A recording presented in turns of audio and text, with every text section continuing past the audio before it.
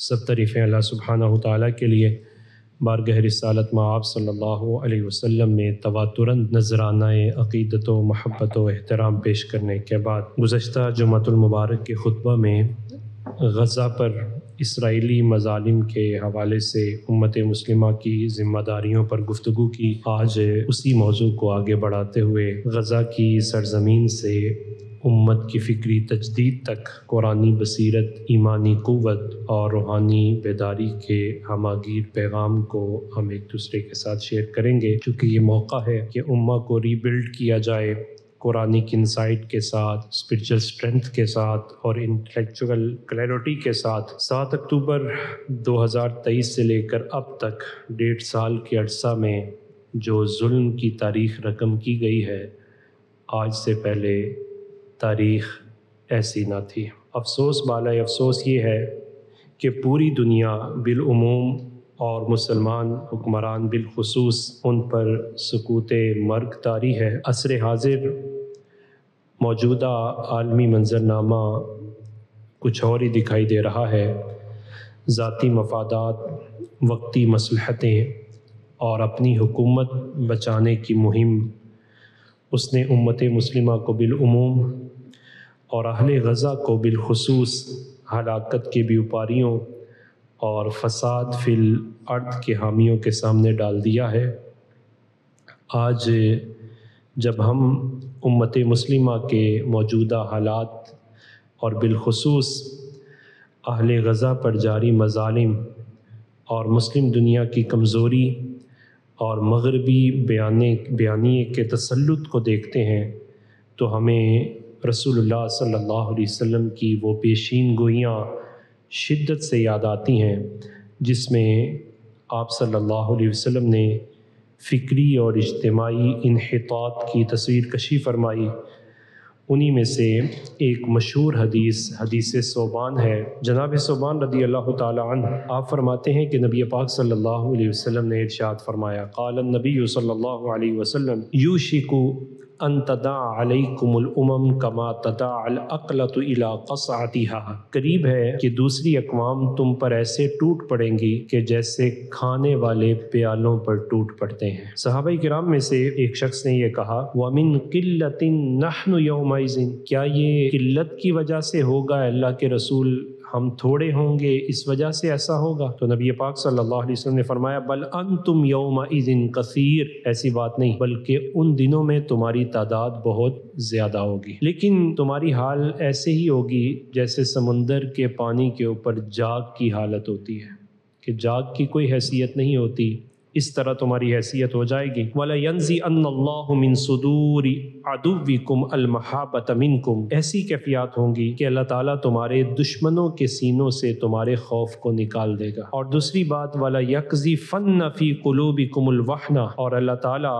تمہارے دلوں میں وہن کو ڈال دے گا۔ قیل یا رسول اللہ وما الوہن، انہوں نے عرض کیا اے اللہ کے رسول یہ وہن کیا ہے؟ تو نبی پاک صلی اللہ علیہ وسلم نے فرمایا، حب الدنیا و کراہیت الموت، یہ وہن جو ہے یہ دنیا کی محبت ہے اور موت کو ناپسند سمجھنا ہے۔ اس وقت کفر ملت واحدہ ہے، اور اس تداعی الامم کو اگر ہم جدید تناظر میں سمجھیں تو یہ تداعی الامم، یہ جدید تناظر میں عالمی یلغار ہے۔ عالمی طاقتیں مسلمانوں کے ساتھ جو رویہ اپنائے ہوئے ہیں، اس حدیث کے پہلے الفاظ اس کی حقیقت کا منظرنامہ ہمارے سامنے پیش کرتے ہیں کہ نبی پاک صلی اللہ علیہ وسلم نے یہ جو ارشاد فرمایا، تم ایک دور ایسا دیکھو گے کہ تمہارے اوپر لوگ ایسے جھپٹ پڑیں گے جیسے بھوکے لوگ پیالے پر ٹوٹ پڑتے ہیں۔ اور یہ بڑی سادہ سی بات ہے کہ جب بھوکا آدمی پیالے پر ٹوٹتا ہے تو وہ ہر چیز کو نوچتا ہے، کھینچتا ہے، اسے کسی قسم کی نہ اپنی پرواہ ہوتی ہے اور نہ ہی اس پیالے اور پیالے کے اندر موجود کسی چیز کی پرواہ ہوتی ہے۔ آج امت مسلمہ کو ایک جیو پولیٹیکل پلیٹ سمجھا گیا ہے، پوری کی پوری عالمی قوتیں وہ اسے نوچ رہی ہیں۔ میڈیا وار ہے، صہیونی فوجی اس کے رونے کی بات ہو یا ان کے کسی کتے کی بھی بات ہو تو پوری دنیا کو ہیومنائز کیا جاتا ہے۔ اور اگر اہل غزہ کے مسلمان بچے کی بات ہو تو وہاں پوری دنیا کو ڈی ہیومنائز کیا جاتا ہے. وہاں کیفیات بالکل مختلف ہیں. وہ فوجی بات کر رہا ہو تو اتنا مضبوط نیریٹو دیا جاتا ہے کہ کہا جاتا ہے کہ شاید ان کا حق ہی کیوں نہ ہو. اور یہاں مسلمان اپنا دفاع بھی کر رہا ہو تو اسے شدت پسند قرار دیا جاتا ہے. اور پھر صرف یہ بات نہیں بلکہ اس کی حمایت، وہ مسلمانوں کے لیے ظالم کی حمایت کو سراہا جاتا ہے اور مظلوم کی حمایت اسے متنازع بنا دیا جاتا ہے. اور اتنا متنازع ہو گیا کہ ظالم کے سوشل بائیکاٹ کو بھی ایک فکری مغالطے کے طور پر پیش کیا جا رہا ہے. نبی پاک صلی اللہ علیہ وسلم نے یہ جو ارشاد فرمایا کہ کیفیات ایسی ہوں گی کہ پوری کی پوری عالم کفر، عالم اسلام کو کہیں نہ کہیں کسی نہ کسی اعتبار سے یوں نوچ رہی ہوگی جیسے بھوکا آدمی جو ہے وہ پیالے کو نوچتا ہے. آج امت کی کثرت اور اثر پذیری، ان دونوں کو اگر ہم دیکھتے ہیں تو امت کی کثرت بھی ہے لیکن اثر ہمارے پاس نہیں ہے. آج دنیا کی آبادی مسلم کمیونٹی کے اعتبار سے اتنی بڑھ جانے کے باوجود بھی مسلمانوں کی کیفیات کو بھی نبی پاک صلی اللہ علیہ وسلم نے دوسری جگہ ذکر کیا. فرمایا کہ تم اس وقت یہ نہیں کہ تعداد میں تھوڑے ہو، تعداد میں تم بہت زیادہ ہوگے. فرمایا لیکن تمہاری کیفیات یہ ہیں بل انتم یومئذ کثیر ولکنکم غثاء کغثاء السیل. تمہاری حالت ایسے ہی ہوگی جیسے چلتے پانی پر جاگ کی کوئی حیثیت نہیں ہوتی، اس طرح تمہاری بھی حیثیت نہیں ہوگی. آج ہماری تعداد ایسے ہی ہے جیسے ڈیجیٹل انفلیشن. بہت سارے انسان کے پاس لائکس ہوتے ہیں، بہت سے اس کے فالورز ہوتے ہیں، اس کی تعداد اس اعتبار سے تو بہت زیادہ ہوتی ہے، لیکن جب حقیقی میدان سجتا ہے تو وہ تعداد نظر ہی نہیں آتی، اثرات ہی نہیں ہیں، وقار باقی نہیں ہے. نبی پاک صلی اللہ علیہ وسلم نے اس کیفیت کو ذکر کیا کہ تعداد تمہاری بہت زیادہ ہے لیکن اس ساری تعداد کا کسی جگہ کوئی وقار بھی نظر نہیں آئے گا، کوئی عزت نظر نہیں آئے گی. پھر فرمایا یہ ہوگا کیوں، اس کا سبب کیا ہے؟ فرمایا اس کا سبب وہن ہے. اب دو طرفہ قوتیں آپس میں لڑتی ہیں، ایک تو وہ قوت کہ جو ہماری مقابل ہوتی ہے اور ایک انسان اپنی خود قوت کو اس کے خلاف جو استعمال کر رہا ہوتا ہے. دونوں کے قلب کا مضبوط ہونا بہت ضروری ہے. گزشتہ جمعہ میں ہم نے عرض کیا کہ رومیوں کے فوج کے کمانڈر نے مسلمانوں کی ترجمانی کرتے ہوئے کہا کہ ان کی کیفیات یہ ہیں کہ وہ موت سے ڈرتے نہیں ہیں اور ہماری کیفیات یہ ہے کہ ہم موت سے ڈرتے ہیں. آج کیفیت اس کے برعکس ہو چکی ہے کہ جو ہمارا مد مقابل ہے اس کے دل کے اندر ہمارا خوف باقی نہیں رہا اور ہماری اپنی کیفیت یہ ہے کہ ہمارے سینے میں موت کا خوف پیدا ہو چکا ہے. نبی پاک صلی اللہ علیہ وسلم وہن، سائیکالوجیکل ڈیفیٹزم یہ ہمارے اندر آ چکا ہے. فکری اعتبار سے ہم مغلوب ہو چکے ہیں اور ہم شاید یہ سمجھتے ہیں کہ ہمارے پاس اتنی طاقت ہی موجود نہیں ہے کہ ہم دشمن کا مقابلہ کر سکیں. یہ وہن ہے کہ ساز و سامان کی طرف دیکھنا اور اسلحہ اور طاقتوں کی طرف دیکھنا، جبکہ مسلمان کا معیار اسلحہ اور طاقت نہیں ہوتی، اس کا معیار تو اس کا ایمان ہوتا ہے. اور جب بھی وہ ایمان لے کر میدان عمل میں نکلا ہے تو اللہ تعالیٰ نے کبھی بھی مسلمان کو نامراد واپس نہیں کیا. حضرت اقبال نے بڑی سادہ سی بات کی، کہا فضائے بدر پیدا کر فرشتے تیری نصرت کو اتر سکتے ہیں گردوں سے قطار اندر قطار اب بھی. فضائے بدر کیا تھی کہ بے سر و سامانی ہے لیکن اللہ تعالیٰ پر توکل ہے، ذات الہی پر بھروسہ ہے، اپنے ایمان پر بڑا بھروسہ ہے. اور دو ہی کیفیات ہے کہ اگر میں واپس پلٹ گیا تو غازی اور اگر واپس نہ پلٹا تو اللہ تعالیٰ مجھے مرتبہ شہادت عطا فرمائے گا. اب یہ وہن اتنا زیادہ ہو چکا ہے کہ ہمیں لاس آف سیکریفائس، ہم قربانی کا جذبہ ہی بھول چکے ہیں. چھوٹی چھوٹی چیزیں قربان کرنے پر مسلمان تیار نہیں تو وہ پوری جان کو قربان کرنے پر کیسے تیار ہوگا؟ ہاں البتہ اس موقع پر امت کی فکری تجدید کا فریضہ اہل غزہ کے بچے سے لے کر بوڑھے بھی ادا کر رہے ہیں. کہ آپ دیکھیے کہ قرآن مجید فرقان حمید، اس کی آیات کی تلاوت، اپنے شہید بچے کو گود میں لینا اور اپنے پردے کی حفاظت کرنا، بڑھاپے کے عالم میں بھی اپنی زبان پر شکوہ نہیں دعا کو لے کے آنا، تو ہمیں یوں لگتا ہے کہ جو قرآنک ریزیلنس ہے اس کا بیکن وہ ہمیں غزہ کے میدان میں نظر آتا ہے۔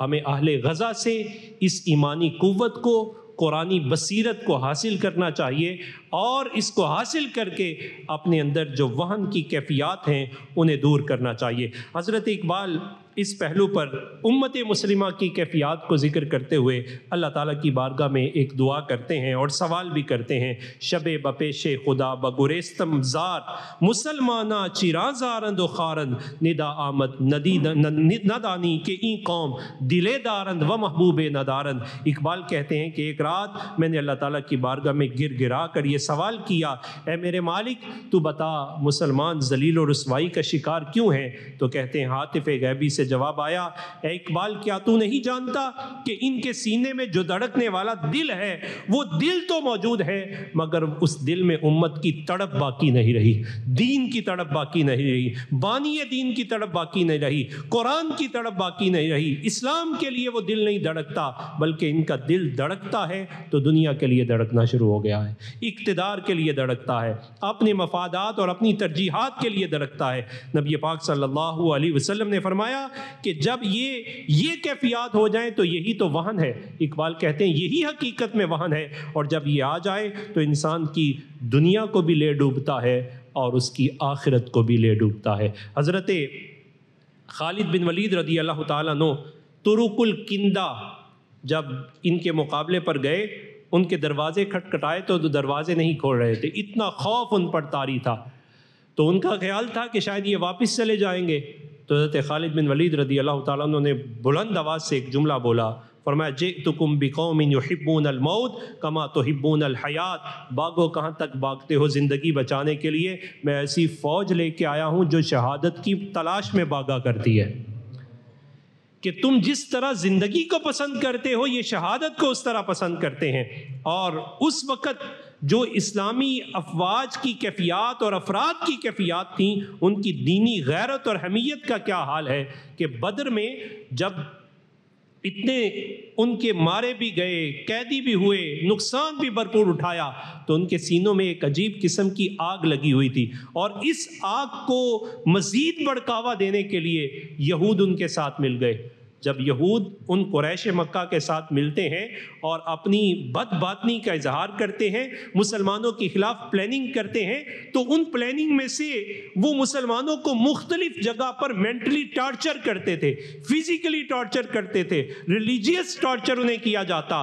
یہ اسلاموفوبیا کوئی نئی چیز نہیں ہے، یہ ان کے پرانے ہتھیار ہیں، کبھی پردے کو، کبھی حجاب کو، کبھی قرآن کو، کبھی اسلام کو، کبھی نبی علیہ الصلوۃ والسلام کی ذات کو، کبھی مسلمان کی حرمت اور تقدس کو پامال کیا جاتا ہے۔ یہود نے سب سے پہلے بدر کے بعد قینقاع کے مقام پر ایک چلتی خاتون جو اسلام قبول کر چکی تھی، تو ایک شخص نے، یہودی نے آگے بڑھ کے اس کی چادر کو اور پردے کو کھینچنا چاہا۔ ایک مسلمان دیکھ رہا تھا، جب وہ آگے بڑھا تو یہود اس پر لپک پڑے، جھپٹ پڑے اور اس مسلمان کو شہید کر دیا۔ اس شہادت کے تناظر میں نبی پاک صلی اللہ علیہ وسلم نے ان یہود اور یہود جن کے سہولت کار اور فیسیلیٹیٹر بنے ہوئے تھے، ان کے خلاف اعلان جہاد کو بلند فرما دیا۔ صرف ایک عورت کے پردے کی حفاظت کے لیے غزوہ بنو قینقاع، یہ جو غزوہ ہے پورے کا پورا ایک عورت کے پردے کی حفاظت، اور اس حفاظت کی اور ناموس کے لیے جو شہادت مسلمان نے پیش کی، اس مسلمان کی شہادت کا بدلہ دینے کے لیے نبی پاک صلی اللہ علیہ وسلم نے ایک لشکر تیار کیا، اور اس لشکر کی ذمہ داری اپنے خاندان کے اتر فرید حضرت سیدنا امیر حمزہ رضی اللہ تعالیٰ عنہ کو عطا فرمائی۔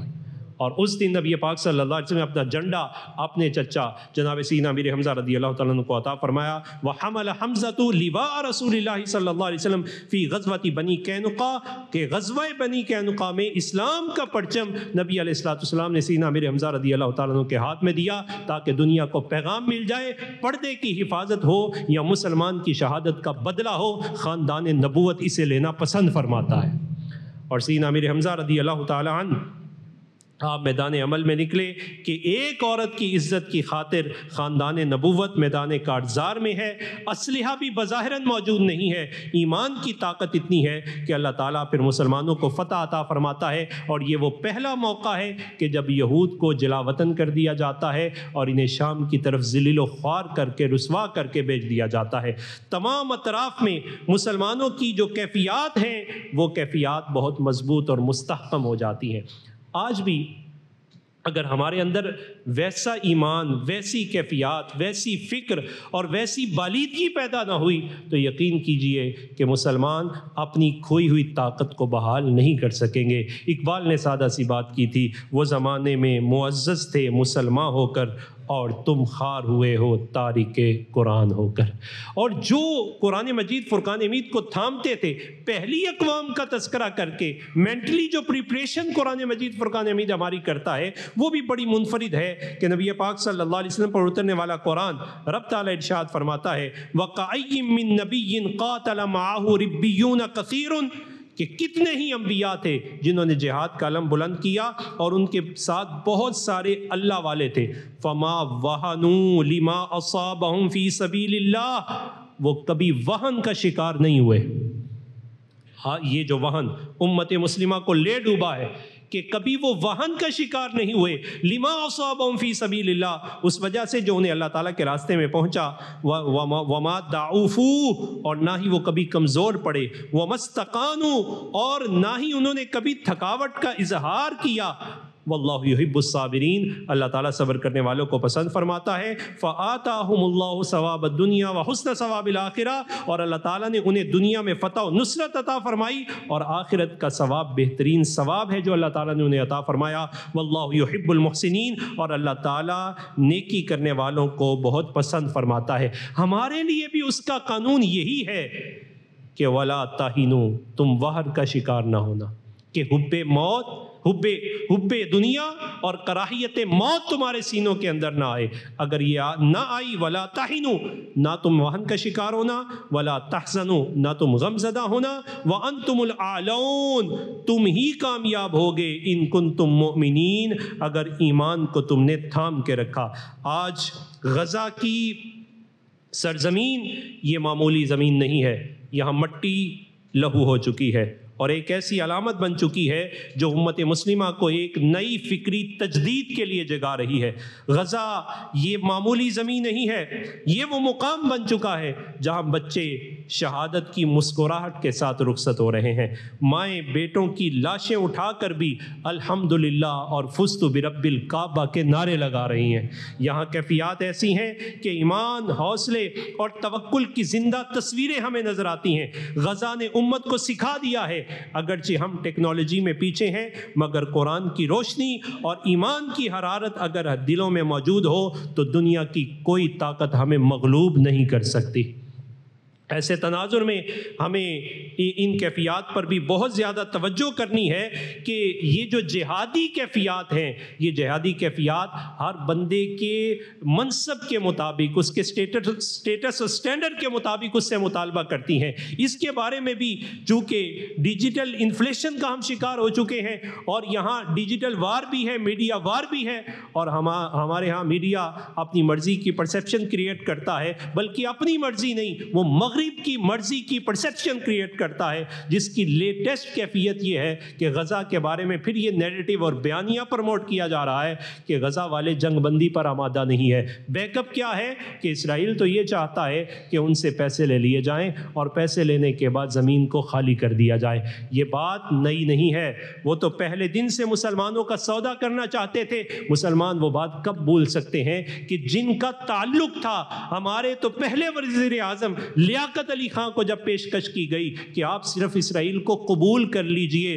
تو آپ کو سیاسی فائدہ بھی ہو جائے گا، مالی فائدہ بھی ہو جائے گا، تو اس نے کہا تھا مسلمان ناٹ فار سیل، کہ مسلمان خریدنے کے لیے نہیں ہوتا، اس کا سودا نہیں کیا جا سکتا، یہ تو بازار مصطفیٰ میں بکے ہوئے ہیں۔ تو یہ دور بیٹھے کی کیفیات ہے، تو جو اندر میدان جنگ میں اپنے لاشیں بچوں کے اٹھا چکے ہیں وہ اپنے آپ کو کیسے بیچ سکتے ہیں؟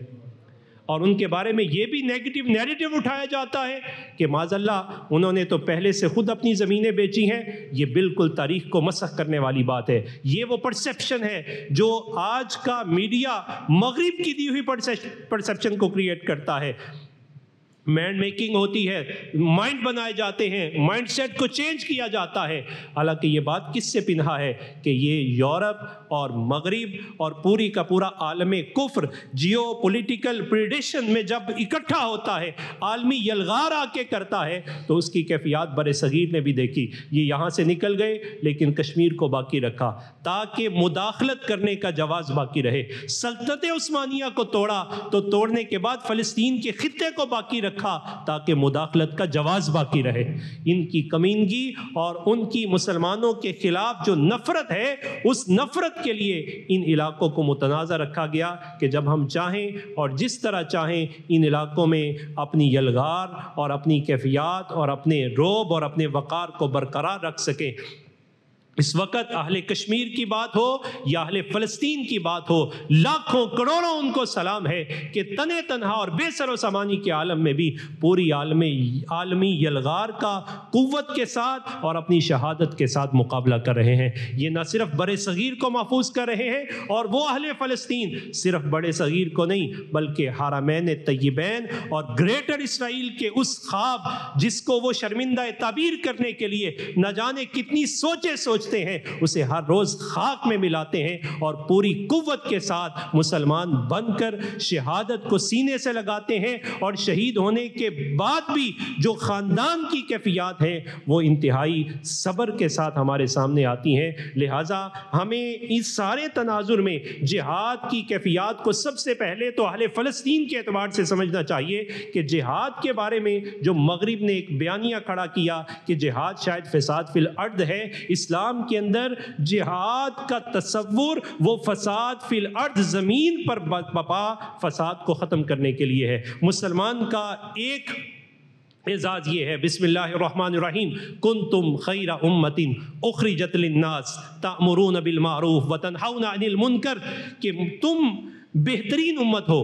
اور اس بہترین امت اور جو اعزاز تمہیں دیا گیا, ٹائٹل دیا گیا, اس کے اسباب کیا ہیں؟ تم بھلائی کا حکم دیتے ہو اور برائی سے منع کرتے ہو. اور برائیوں میں سے سب سے خطرناک برائی کیا ہے؟ ظالم بن جانا. مسلمان ظالم کا ہاتھ روکتا ہے. اعلی کلمت اللہ کی بلندی کے لیے ظالم کا ہاتھ روکتا ہے. تو مسلمان غیر کے لیے ظالم کا ہاتھ روکتا ہے, تو جب اپنے مسلمان بھائیوں پر کوئی ظالم بن کے آئے تو اس کا ہاتھ کیوں نہیں روکے گا؟ اور پھر جب اپنے گھر پر کوئی ظالم بن کر سامنے آ جاتا ہے تو پھر انسان کی پوزیشن ڈیفینسو پوزیشن ہو جاتی ہے. یہ جہاد تو ڈیفینسو پوزیشن پر آ کر مسلمان کرتا ہے کہ اپنا دفاع کر رہا ہے. اور اس کی حقیقی تصویر آج اہل غزہ اور اہل فلسطین ہے کہ جو اپنے دفاع کے لیے میدان عمل پر ہیں. جہاد ان پر فرض عین ہے اور وہ فریضہ پوری طرح ادا کر رہے ہیں, جس پر امت آج بھی, کل بھی اور قیامت تک ان پر فخر کرتی رہے گی. اور دوسری بات کہ جہاد بالطلب, یہ تو ان کے لیے کیفیات ہیں. پوری امت مسلمہ کے لیے جہاد کی کیفیات کیا ہے کہ جب دشمن کے خلاف ریاستی سطح پر مدد کی اپیل کر دی جائے تو پاور کوریڈور میں رہنے والے جن سے یہ التجا اور طلب کی جاتی ہے, جن کے بارے میں یہ توقع ہوتی ہے کہ اللہ تعالیٰ نے ان کو طاقت عطا فرمائی ہے اور یہ اللہ کی دی ہوئی طاقت کو اللہ کی مخلوق کو ظلم سے بچانے کے لیے صرف کریں گے, جب ان سے اپیل کر دی جائے تو پھر مدد کرنا ان پر بھی فرض عین ہو جاتا ہے. اسی کو جہاد بالطلب کہتے ہیں.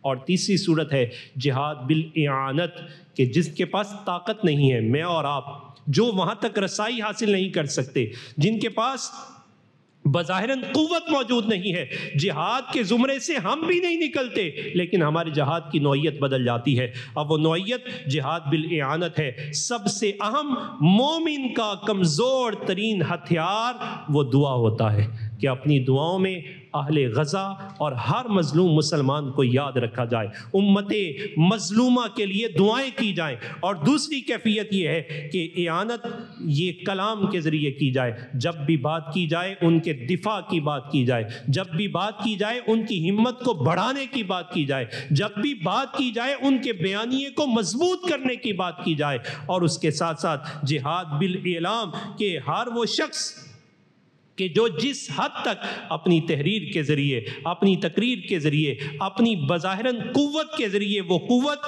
اکنامیکل قوت بھی ہو سکتی ہے، ان کے بیانیے کو اور ان کی مظلومیت کی آہ کو بلند کرے اور ظالم کو کسی بھی اعتبار سے، جس اعتبار سے روکنا ممکن ہو اسے روکے۔ نبی پاک صلی اللہ علیہ وسلم جب خیبر کے موقع پر گئے تو خیبر کے یہودیوں نے اپنے آپ کو محصور کر لیا اور ان کی جو معاشی طاقت تھی وہ درختوں پر تھی۔ نبی پاک صلی اللہ علیہ وسلم نے ان کے درختوں کو کاٹنے کا حکم جاری کر دیا تاکہ یہ جو ان کی معاشی طاقت ہے اس کو کمزور کیا جائے، اور کمزور کرنے کے بعد ان کو کمزور کریں گے، اور کمزوری کا فائدہ اسلام جس پر انہوں نے یلغار جس اعتبار سے کی تھی اس کا اچھی طرح جواب لیا جا سکے گا۔ لہٰذا میری اور آپ کی سب سے اہم ذمہ داری یہ بنتی ہے کہ یہودیوں کی سہولت کاری کے سارے درختوں کو کاٹا جائے، اور اسی کاٹنے کا نام بائیکاٹ ہے کہ ظالم جو چیز اس کے لیے کسی بھی اعتبار سے مدد فراہم کرتی ہے اس مدد سے اپنے ہاتھ کو کھینچا جائے۔ کہیں ایسا نہ ہو کہ ہماری کی ہوئی چھوٹی سی مدد جسے بظاہراً ہم بہت معمولی سمجھ رہے تھے وہ مظلوم کی آہ کا سبب بن جائے، تو جب ظالم کو کل قیامت کے دن کھڑا کیا جائے تو ان ظالموں کی صف میں ظالموں کے مددگاروں کو بھی کھڑا کر دیا جائے۔ لہٰذا اس پہلو کو سمجھنا اور اس پر توجہ کرنا میرے اور آپ کے لیے انتہائی ضروری ہے۔ اللہ سبحانہ تعالیٰ کی بارگاہ میں دعا ہے کہ پروردگار عالم امہ کو ری بلڈ فرمائے، ہمیں غزہ سے قرآنک انسائٹ اور اسپرچل اسٹرینتھ اور انٹلیکچوئل کلیئرٹی وہ عطا فرمائے جس سے امت مسلمہ کو پھر سے غلبہ حاصل ہو جائے۔ وما علیہ